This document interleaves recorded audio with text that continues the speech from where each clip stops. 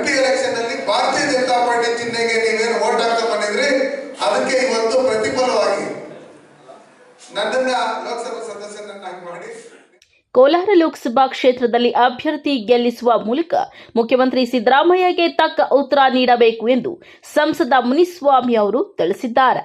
ಇನ್ನು ಲೋಕಸಭಾ ಕ್ಷೇತ್ರ ಕೈ ಅಭ್ಯರ್ಥಿ ಗೌತಮ್ ಕೋಲಾರ ಜನತೆಗೆ ಯಾರೆಂದು ಗೊತ್ತಿಲ್ಲ, ಕೇವಲ ಗ್ಯಾರಂಟಿಗಳನ್ನ ಹೇಳಿಕೊಂಡು ಮತ ಯಾಚನೆ ಮಾಡುತ್ತಿದ್ದಾರೆ.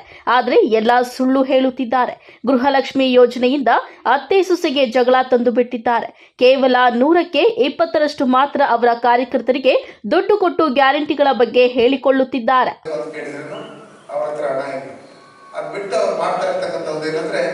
ಅದು ಕೊಟ್ಟಿದ್ದೀರಿ ಅದು ಮಾಡಿದ್ರಿ ಅಂತ ಹೇಳ್ತಾರೆ. 10 kg ಅಕ್ಕಿ ಕೊಡ್ತೀನಿ ಅಂತ ಹೇಳಿ ಕೊಟ್ಟಿಲ್ಲ. ನಾವೇ ಕೊಡ್ತಾ ಇರ್ತಕ್ಕಂಥ ಕೇಂದ್ರ ಸರ್ಕಾರದಿಂದ ಕೊಡ್ತಾ ಇರ್ತಕ್ಕಂಥ 5 kg ಅಕ್ಕಿಯಲ್ಲಿ 2 kg ಅಕ್ಕಿನ ಹೊಡೆದು ಮೊಂಡ್ರಾಗಿ 2 kg ಕೊಡ್ತಾವ ಅಲ್ವಾ. ಅದಾದ್ಮೇಲೆ ಮನೆಯಲ್ಲಿ ಅತ್ತೆ ಸೊಸೆ ಎಲ್ಲ ತುಂಬಾ ಚೆನ್ನಾಗಿದ್ರು. ಮನೆ ಯಜಮಾನಿಗೆ 2000 ಕೊಟ್ಬಿಟ್ಟು ಅತ್ತೆ ಸೊಸೆಗೆ ಜಗಳ ತಿಂದ್ಬಿಟ್ರು.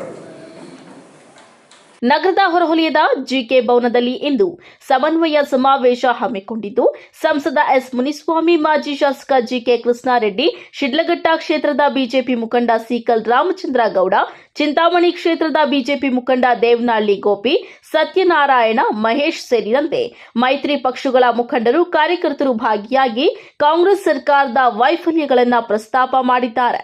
ಈ ಸಂದರ್ಭದಲ್ಲಿ ಬೈರ್ರೆಡ್ಡಿ, ಮಾಜಿ ನಗರಸಭಾ ಸದಸ್ಯರಾದ ಅಲ್ಲಾ ಬಕಾಶ್, ಪ್ರಕಾಶ್, ಎಸ್ಪಿ ಅನ್ವರ್, ನಗರಸಭಾ ಸದಸ್ಯರಾದ ಗೌಸ್ ಪಾಷಾ, ಅಕ್ರಮ್, ಸಲೀಂ ಪಾಷಾ ಅಲಿಯಾಸ್ ಅಲ್ಲು, ಕೋರಲ್ಪರ್ತಿ ಬಾಬು, ಮುನವರ್ ಪಾಷಾ, ಜನಾರ್ದನ್, ಸಂತೋಷ್, ಮಂಜುನಾಥಚಾರಿ, ದೊಡ್ಡಬೊಮ್ಮನಹಳ್ಳಿ ವೆಂಕಟರೆಡ್ಡಿ, ಗುಡೇಶ್ ಶ್ರೀನಿವಾಸ್ ಸೇರಿದಂತೆ ಹೆಚ್ಚಿನ ಸಂಖ್ಯೆಯಲ್ಲಿ ಜೆಡಿಎಸ್ ಹಾಗೂ ಬಿಜೆಪಿ ಪಕ್ಷದ ಕಾರ್ಯಕರ್ತರು ಭಾಗವಹಿಸಿದ್ದಾರೆ.